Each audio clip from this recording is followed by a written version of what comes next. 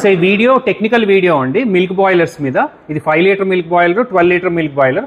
Already machines ఎవరైతే కొన్నారో వాళ్ళ గురించి ఈ వీడియో చేస్తున్నాం. డీటెయిల్డ్ వీడియో అంటే మిషన్స్ ఎలా వాడాలి, రిపేర్ వస్తే ఎలా చేసుకోవాలి, ఎలక్ట్రికల్స్ ఎలా వర్క్ చేస్తుంది, నోహౌ మొత్తం ఈ మిషన్ మొత్తం డెప్త్లో అనేది నేను చెప్తాను. అండ్ ఇదేంటంటే 2-in-1 మిషన్ అండి మాది. ఇదిగోండి 12 litres insulated milk boiler 2-in-1. అంటే మిల్క్ బాయిలర్ కింద వాడుకోవచ్చు, టీ మిషన్ కింద కూడా వాడుకోవచ్చు అండి. ఇప్పుడు ప్యాకేజ్ యాక్చువల్గా మీకు ఇలా వస్తుంది కదా, total box packing all over India ship అయిపోద్ది అండి. హెవీ కార్గేటెడ్ బాక్స్లో వస్తుంది. ఓపెన్ చేసి చూపిస్తాను. ఇది 5 ప్లే బాక్స్ అండి, వెరీ హెవీ బాక్స్. అండ్ చుట్టూ కూడా మీకు థర్మాకోల్ ఉంటుంది సేఫ్టీగా రావటానికి.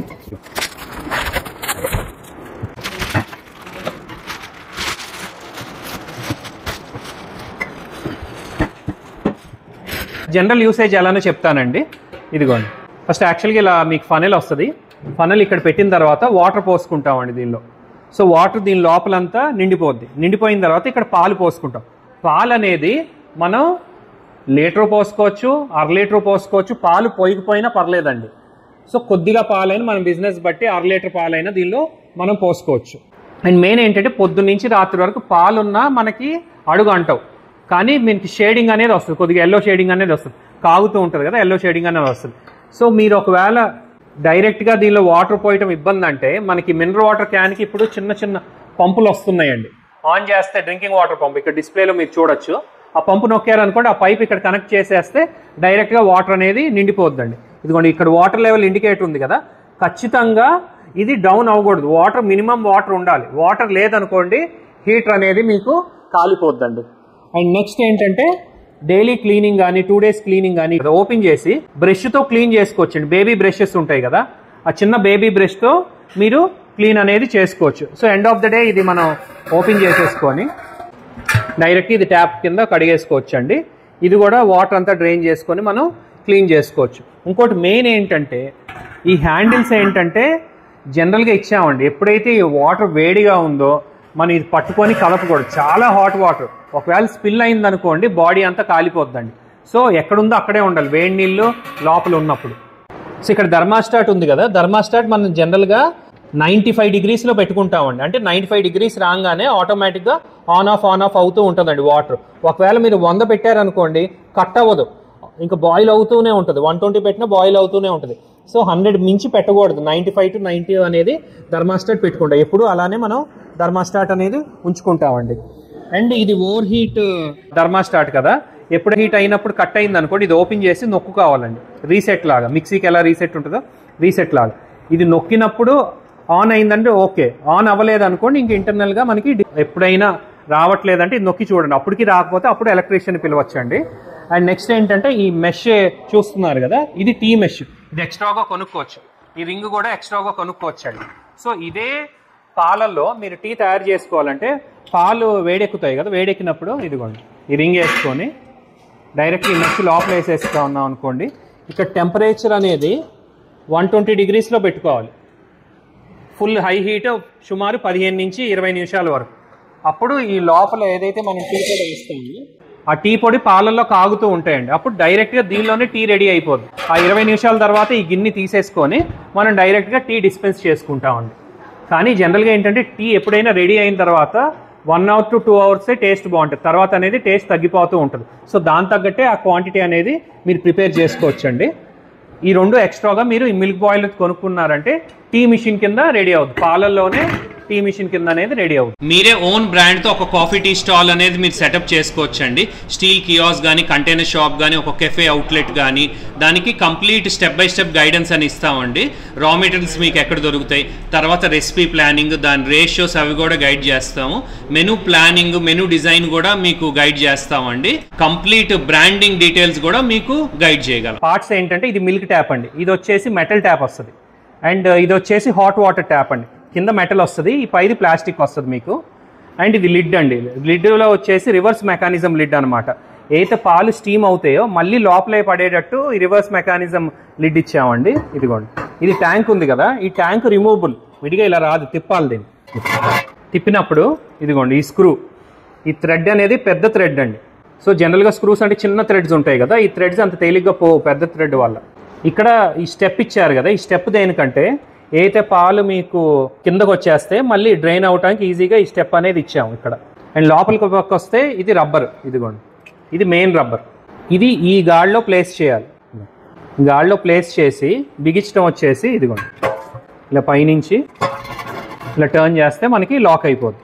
సో మెయిన్ ఇక్కడ పాలు అయితే పోస్తామో అండ్ ఈ హోల్ నుంచి ఇదిగోండి ఇది ఇక్కడ పెట్టి దీనిలో వాటర్ పోస్తాం. సో ఈ వాటర్ పాలల్లోకి రాకుండా ఆ తెల్ల రబ్బర్ అనేది మనకి కాస్తుందండి. మీరు సరిగా బిగిలేదనుకోండి నీళ్లు ఇక్కడ ఉన్న నీళ్లు ఈ మిల్క్లో కలిసిపోతాయి. కొంతమంది ఏంటంటే పాలల్లో నీళ్లు కలిసిపోతున్నాయి అంటారు.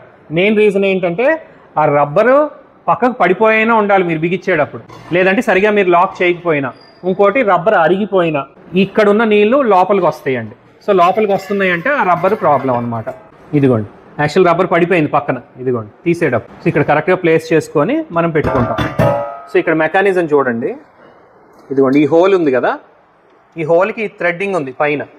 అదే థ్రెడ్డింగ్ ఇది మ్యాచింగ్ అండి, మేల్ ఫీమేల్ మ్యాచింగ్. ఈ థ్రెడ్డింగ్కి మ్యాచింగ్. సో పాలు ఇక్కడి నుంచి ఈ గొట్టం ఉందో ఆ గొట్టం నుంచి ఇదిగోండి ఈ బయటికి మనకి ట్యాప్ ద్వారా బయటకు వస్తుంది. అండ్ హాట్ వాటర్ చూడండి, ఇక్కడ నీళ్ళు ఉంటాయి కదా, ఈ డ్రమ్ములో నీళ్ళు ఉంటాయి కదా, ఇదిగోండి ఈ ట్యాప్ ద్వారా ఈ బయటకు అనేది మనకి హాట్ వాటర్ వస్తాయి. ఈ ట్యాప్స్ రెండు కూడా మీకు ఓపెన్ చేసి చూపిస్తాయి.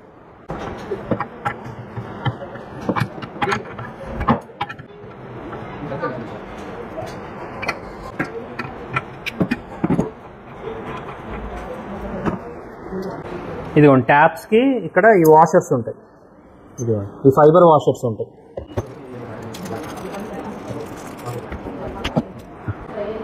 సో ట్యాప్స్కి ఇలా ఫైబర్ వాషర్స్ ఉంటాయండి.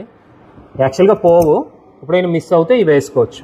ఇదిగోండి దీనికి కూడా ఫైబర్ వాషర్స్. ఒకవేళ కాయలేదనుకోండి ఈ డబల్ వాషర్స్ వేసుకోవచ్చు. వాషర్ వేసుకొని బిగించుకోవచ్చు. ఇండికేటర్ ఉంది కదా, ఇదిగోండి ఇలా పుల్ చేసేయచ్చు పై. నీళ్ళు లేనప్పుడే చేయాలండి. ఇలా రబ్బర్ వస్తుంది. సో ఇవే పార్ట్స్ అండి. సో హాట్ వాటర్ ఇదిగోండి ఇక్కడ హోల్ ఉంది కదా, ఈ హోల్లో ఈ పైనుంచి హాట్ వాటర్ వచ్చి ఈ లెవెల్ ఇండికేటర్లోకి ఫిల్ అవుద్దండి వాటర్. ఒకవేళ ఇది రీఫిట్ చేయాలంటే ఇదిగోండి ఈ రబ్బర్ ఏది ఉంది కదా, ఇది రబ్బర్ ఒకవేళ క్రాక్ ఇచ్చింది అనుకోండి, రబ్బర్ సరిగా ఇక్కడ కూర్చోలేదనుకోండి, ఇక్కడ నుంచి వాటర్ ఇలా కింద కారిపోతూ ఉంటుంది. సో ఈ రబ్బర్ వెరీ ఇంపార్టెంట్.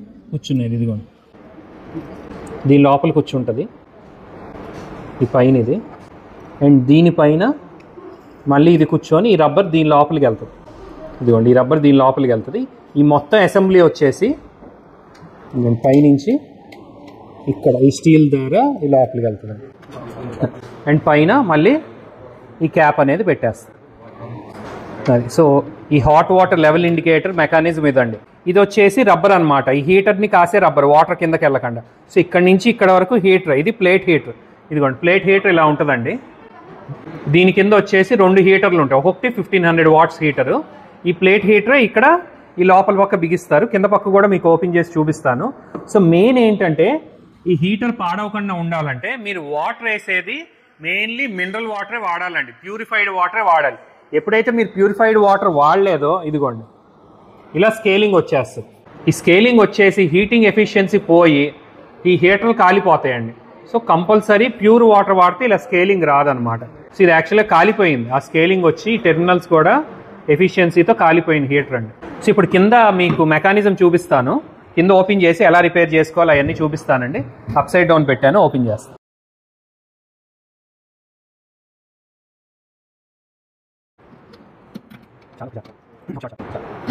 నేను బాటమ్ ప్లేట్ ఓపెన్ చేశా కదా, జస్ట్ బేసిక్ నాలెడ్జ్ ఇవ్వటానికండి, మీరు ఓపెన్ చేసి చేయటం కాదు. ఎప్పుడైతే మీకు ఈ మెకానిజం అర్థమైందో ఏ ప్రాబ్లం వచ్చినా యాజ్ ఏ కన్స్యూమర్ మీకు అర్థమవుద్దని మేము చెప్తున్నాం. బట్ ఏదైనా రిపేర్ వస్తే ఎలక్ట్రీషియన్ని పిలవండి. ఎవరైతే స్టోరేజ్ వాటర్ హీటర్స్ చేస్తారో, ఇంట్లో వాటర్ హీటర్స్ చేసే వాళ్ళందరూ చేయగలరండి. సేమ్ మెకానిజమే, వాళ్ళకి అర్థమయ్యే మెకానిజమే. లేదంటే మా టీమ్ మీరు ఎలక్ట్రీషియన్ పిలిస్తే గైడ్ చేస్తుంది. ఇదిగోండి ఇక్కడ పార్ట్స్ చూస్తే ఇది హీటర్ అండి, ఇందాక చూపించిన హీటర్. ఇదిగోండి ఈ హీటర్ ఇది. అండ్ నెక్స్ట్ 2 థర్మాస్టాట్స్ ఉంటాయండి. ఇది వచ్చేసి వేరియబుల్ థర్మాస్టాట్. ఇదిగోండి 0 to 120 degrees వేరియబుల్ థర్మాస్టాట్. ఇది వచ్చేసి ఫిక్స్డ్ థర్మాస్టాట్ అండి, 150 degrees ఫిక్స్డ్ థర్మాస్టాట్. సో ఈ ఫిక్స్డ్ థర్మాస్టాట్ ఇదిగోండి మధ్యలోకి పెట్టారు నీడిల్. అండ్ ఈ వేరియబుల్ థర్మాస్టాట్కి సైడ్ పెట్టుంది. ఇదిగోండి ఓపెన్ చేస్తున్నా. ఇదిగోండి వేరియబుల్ థర్మాస్టాట్ది సైడ్ ఉందన్నమాట. సో ఇది వచ్చేసి వాటర్ టెంపరేచర్ని కంటిన్యూస్గా మెజర్ చేస్తూ ఉంటుంది. ఈ సైడ్ ఇది ఉంది కదా, ఈ బాటము, ఇదిగోండి ఈ బాటము ఇక్కడ. సో దీని కింద వేరియబుల్ థర్మాస్టాట్ ఫిక్స్ అయ్యి ఉంది ఇక్కడ. ఇదిగోండి ఇది ఈ నీడిల్ అనమాట. సో అండ్ 2 ఇండికేటర్స్ అండి, ఒకటి పవర్. సో ఇక్కడ వచ్చేసి రెడ్ది వచ్చేసి పవర్ ఆన్, ఇది హీటర్ ఆన్ అండి. పవర్ ఆన్ అంటే ఎప్పుడైతే మనం ఇది ప్లగ్లో పెట్టామో ఇమీడియట్గా పవర్ ఆన్ అని చూపిస్తుందండి. పవర్ ఆన్ ఏంటంటే డైరెక్ట్గా ఈ ఫేసు ఏ న్యూట్రల్ ఉందో డైరెక్ట్గా దీనికి కనెక్ట్ అయిపోద్ది పవర్ ఆన్కి. So it's a direct connection LED ఆ బల్బ్ అనేది. నెక్స్ట్ హీటర్ ఆన్ బల్బ్ ఏదైతే ఉందో హీటర్కి ప్యారలల్ కనెక్షన్ అండి. ఎప్పుడైతే హీటర్ ఆన్ అవుద్దో ఈ ఎల్ఈడి కూడా బల్బ్ అనేది ఆన్ అవుద్దండి. సో వేరియబుల్ థర్మాస్టాట్ ఇలా ఉంటుందండి. సో ఈ 2 టెర్మినల్స్ వాడతాము. ఇది స్విచ్ లాగా అనమాట. ఎప్పుడైతే మనం 0లో పెట్టామో ఇక్కడి నుంచి ఇక్కడికి పవర్ అనేది వెళ్ళదండి, ఇక్కడి నుంచి ఇక్కడికి పవర్ వెళ్ళదు. ఎప్పుడైతే మనం ఫుల్లో పెట్టామో ఇక్కడి నుంచి ఇక్కడికి పవర్ వెళ్తుంది. అండ్ టెంపరేచర్ రీచ్ అయిన తర్వాత ఎప్పుడైతే ఇది సెన్స్ చేస్తుందో, ఫర్ ఎగ్జాంపుల్ 90 degrees పెట్టామనుకోండి, 90 degrees వచ్చిన తర్వాత ఇక్కడి నుంచి పవర్ కట్ ఆఫ్ చేసేస్తుంది. ఈ 2 టెర్మినల్స్ కట్ ఆఫ్ చేసేస్తుంది. జస్ట్ లైక్ మన స్విచ్ ఆఫ్ చేస్తే పవర్ వెళ్ళదు, ఆన్ చేస్తే పవర్ వెళ్తుంది. ఇదే థర్మాస్టాట్ కూడా స్విచ్ లాగా అండి. అండ్ ఇది అంతే, ఇది ఫిక్స్డ్ అనమాట. 150 degrees ఒకవేళ టెంపరేచర్ వచ్చింది అనుకోండి, ఇదిగోండి 150 అని ఉంది, 150 degrees టెంపరేచర్ వస్తే ఈ సర్క్యూట్ మొత్తాన్ని కట్ చేసేస్తుంది, ఇంకా పవర్ పంపిదు. ఇది సేఫ్టీకి. ఇదిగోండి ఇది మధ్యలో ఎందుకు పెట్టారంటే వాటర్ లేకుండా ఆన్ చేసామనుకోండి ఇది ఓవర్ హీట్ అయిపోయి కాయిల్ ఆటోమేటిక్గా సర్క్యూట్ని బంద్ చేసేస్తుంది అనమాట. అంటే హీటర్ చెడకుండా ఇది ఒక సేఫ్టీ ఫీచర్ అనేది మీకు ఉంటుంది. సో యాక్చువల్గా మిషన్ వచ్చేసి 3 kilowatt అండి, 3000 watts. సో ఏదైతే మనం ఇది ప్లగ్ పాయింట్లో పెడతామో మినిమం మీకు internal wiring connection 4 square mm wire ఉండాలండి. 3 kilowatt అంటే హెవీ వాటేజ్. మామూలు ప్లగ్స్లో పెడితే మీకు ఇంటర్నల్ వైర్స్ కాలిపోతాయండి. ఎలక్ట్రీషియన్ పిలుచుకొని 4 square mm వైర్ వేయించుకోండి. దాన్ని బట్టి ఆర్ 3 kilowattకి ఈక్వలెంట్గా అయినా వాళ్ళని అడిగి వేయించుకోండి అనమాట. సో పవర్ అనేది ఇన్పుట్ వెళ్తుంది కదా, ఫేజ్, న్యూట్రల్, ఎర్త్. ఇదిగోండి సో వైర్స్ ఇన్పుట్ వచ్చినాయి 3 ఉన్నాయండి. ఇదిగోండి బ్రౌన్, బ్లూ, గ్రీన్. సో ఇది అర్థింగ్ అండి. ఈ 2 ఫేస్, న్యూట్రల్. ఇదిగోండి అర్థింగ్ వచ్చేసి డైరెక్ట్ ఈ బాడీకి ఉంది. ఇదిగోండి ఈ బాడీకి ఉంది, ఇక్కడ హీటర్ బాడీకి ఉంది. అండ్ నెక్స్ట్ వచ్చేసి ఇది ఫేస్ చూడండి. ఫేస్ వచ్చేసి ఫస్ట్ థర్మాస్టాట్కి వెళ్ళింది. ఇదిగోండి ఈ థర్మాస్టాట్కి వెళ్ళింది. నెక్స్ట్ దీని అవుట్, ఈ థర్మాస్టాట్ అవుట్ వచ్చేసి ఇంకో థర్మాస్టాట్కి వచ్చింది, సెకండ్ థర్మాస్టాట్. అండ్ సెకండ్ థర్మాస్టాట్ అవుట్ వచ్చేసి హీటర్ కనెక్షన్ వెళ్ళిపోయిందండి. ఇదిగోండి హీటర్ కనెక్షన్ వెళ్ళింది. అండ్ న్యూట్రల్ వచ్చేసి ఇదిగోండి ఈ 2 న్యూట్రల్ వైర్లు కదా, డైరెక్ట్గా హీటర్ కనెక్షన్ వెళ్ళిపోయిందండి. సో మెకానిజం ఏంటంటే మీకు ఎలా పనిచేస్తుందంటే ఈ ఫేస్ దీనికి వచ్చింది కదా, దీని నుంచి హీటర్కి. ఒకవేళ ఈ థర్మాస్టాట్ మనం 0లో పెట్టామనుకోండి, ఇదిగోండి థర్మాస్టాట్ మనం 0లో పెడితే దీని నుంచి పవర్ వెళ్ళదు కదా, సో హీటర్ ఆన్ అవ్వదు అనమాట. సో మనం థర్మాస్టాట్ పెంచామనుకోండి దీనికి పవర్ వెళ్తుంది. అదండి మెకానిజము. అండ్ ఇండికేటర్స్ అనుకోండి, ఇండికేటర్స్ ఒకటి డైరెక్ట్గా ఈ ఫేస్ నుంచి దీనికి కనెక్షన్ ఉంటుంది, అండ్ న్యూట్రల్ నుంచి దీనికి కనెక్షన్ ఉంటుంది. పవర్ ఇండికేటర్ ఇదిగోండి. సో పవర్ ఆన్ ఇండికేటర్ డైరెక్ట్గా ఫేస్, న్యూట్రల్కి కనెక్షన్ ఉంటుంది. హీటర్ ఆన్ ఇండికేటర్ ఏంటంటే ఏదైతే హీటర్కి పవర్ వెళ్తుందో ఈ పవర్ వెళ్తుందో దానికి ఈ ప్యారలల్ కనెక్షన్స్ అవుతాయండి ఈ ఇండికేటర్కి. సో ఈ కంప్లీట్ మెకానిజం మీకు అర్థమైంది కదా. ఇప్పుడు హీటర్ కూడా ఓపెన్ చేసి మీకు చూపిస్తాం. సో యాక్చువల్గా ఈ 4 screws ఓపెన్ చేసేసాం అనుకోండి హీటర్ అనేది వచ్చేస్తుందండి. నాకు ఓపెన్ చేసాం ఆల్రెడీ.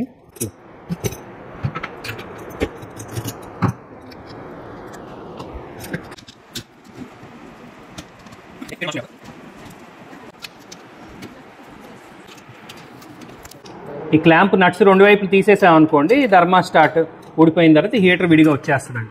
సో హీటర్ని మనం మార్చుకోవడానికి ఈజీ అవుతుంది. అండ్ ఇక్కడ హీటర్ది చూద్దామండి. ఇదిగోండి సో ఈ రింగ్ వచ్చేసి హీటర్ని గ్రిప్ చేసేదండి. ఈ రింగ్ ఇదిగోండి ఇలా ఫిక్స్ అయి ఉంటుంది ట్యాంక్కి కింద పక్క. ఇదిగోండి ఈ హీటర్ ట్యాంక్లో ఉంటుంది కదా, ఇది కింద పక్క ఉంటుంది. ఈ 4 bolts ద్వారా ఫిక్స్ అవుద్ది. దీని మధ్యలో వచ్చేసి ఇదిగోండి ఈ రబ్బర్ ఉంటుంది, ఈ రబ్బర్. సో ఈ రబ్బరే కాస్తుందండి. ఒకవేళ కింద నుంచి లీక్ అవుతుంది అనుకోండి, ఇక్కడ సరిగా లూజ్ ఉన్నట్టు అనమాట. ఈ 4 screws గట్టిగా బిగించుకుంటే అప్పుడు ఇక్కడ నుంచి లీక్ అవుతుంది. ఎప్పుడైనా వాటర్ కింద నుంచి లీక్ అవుతుందంటే అర్థం ఈ హీటర్ ఈ సెట్ లూజ్గా ఉన్నట్టు అండి. ఇదిగోండి ఈ రబ్బర్ ఇలా మధ్యలో ఉంటుంది. మధ్యలో ఉండి. సో ఇప్పుడు లోపల తిప్పి చూపిస్తాం మీకు. హీటర్ తీసిన తర్వాత కిందంతా మీకు ఎంటీ ఉంది.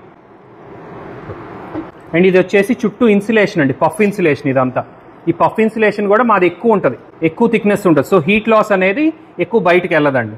అండ్ మెయిన్ థింగ్ ఏంటంటే మొత్తం మిషన్ ఏదైతే ఈ స్టీల్ ఉందో, ఈ లోపల ఈ పైప్ కానీ ఇవన్నీ మొత్తం 304 స్టీల్ అండి. సో మీకు లైఫ్లో తుప్పు రావండి, ఇది మొత్తం 304 స్టీల్ అండి, ఎక్సెప్ట్ హ్యాండిల్స్.